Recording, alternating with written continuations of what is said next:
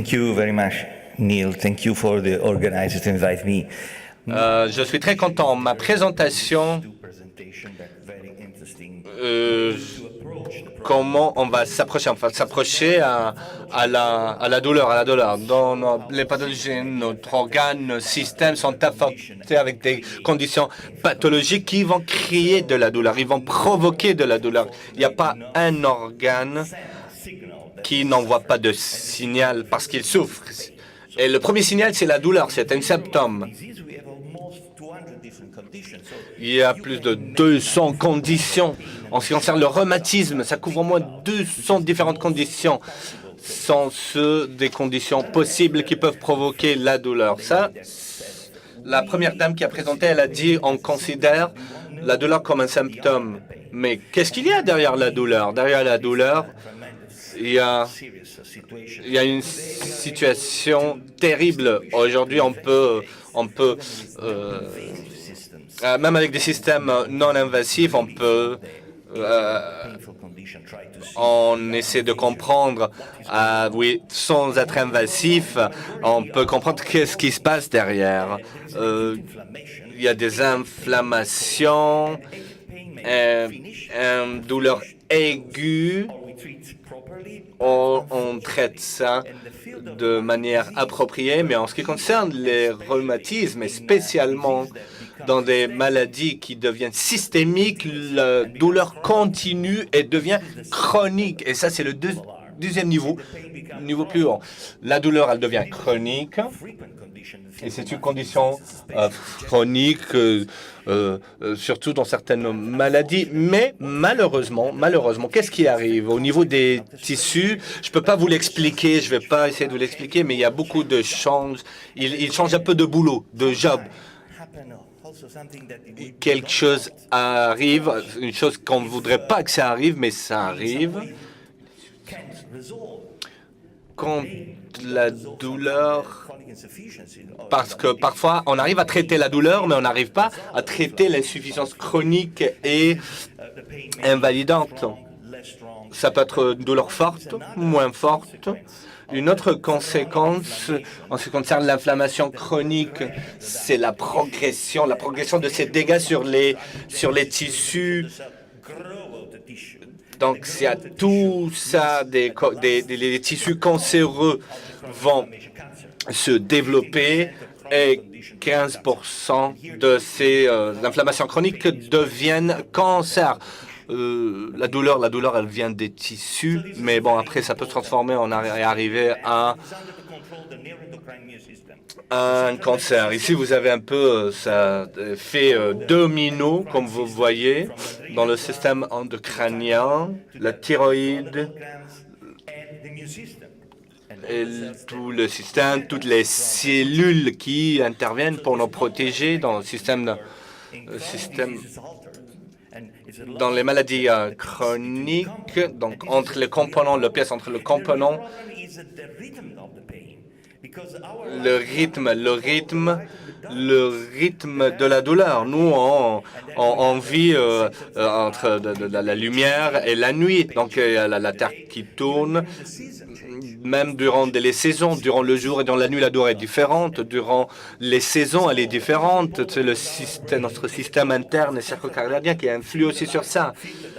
Donc, s'il y a de la lumière, le relâchement des hormones est différent. Quand il n'y a pas de lumière, il est différent. Donc, chaque nuit, on active des inflammations. Il y a des inflammations qui s'activent, à l'intérieur du corps de la personne.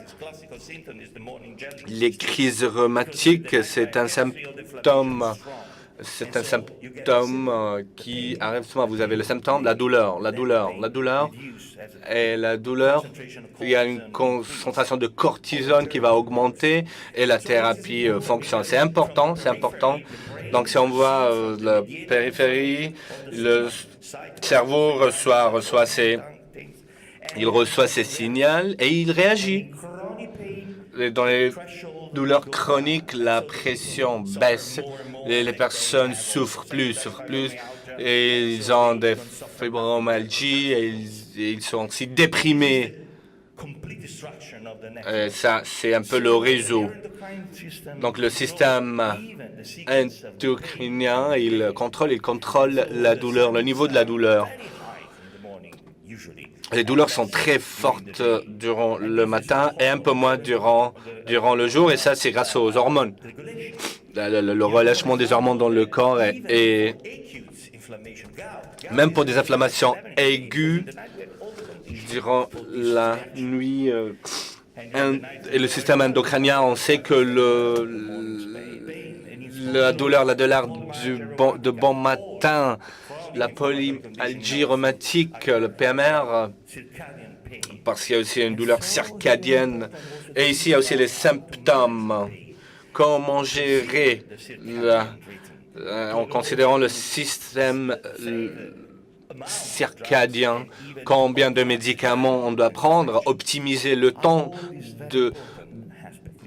en ce qui concerne la consommation des médicaments. 120 millions de personnes en Europe qui souffrent de la douleur et la majorité, il vient du système squelettique des personnes. Donc, c'est important de savoir ça parce que maintenant, la Commission européenne, après beaucoup de rencontres, beaucoup de meetings avec nos bureaux, ils ont considéré entre les maladies chroniques,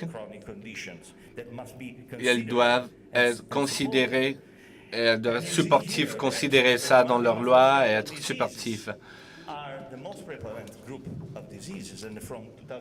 Depuis 2013, et la qualité de vie, on considère aussi la morbidité ici en ce qui concerne les symptômes rhumatiques, musculo-squelettiques et ces maladies, les RMDS. Peut-être les bébés, les enfants, ils pleurent parce qu'ils sont de la douleur et après on cherche, on analyse et on découvre une maladie. 85% des personnes entre 20 et 72 ans, ils souffrent un peu de douleurs musculo-squelettiques.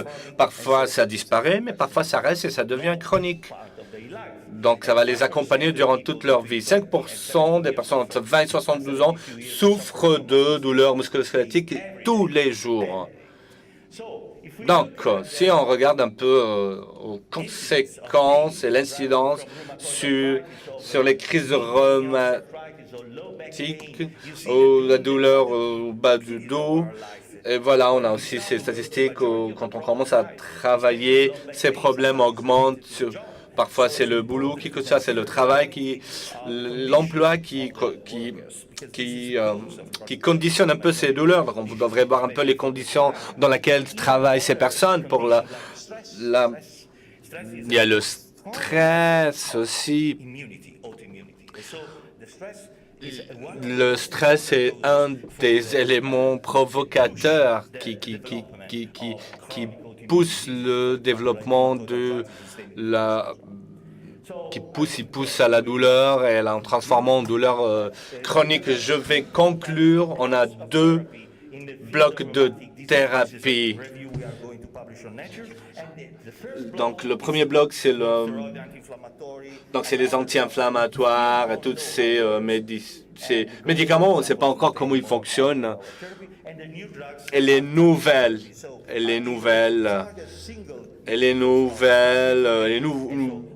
médicaments partant qui sont vraiment, ils vont directement et ils visent la douleur. Eular est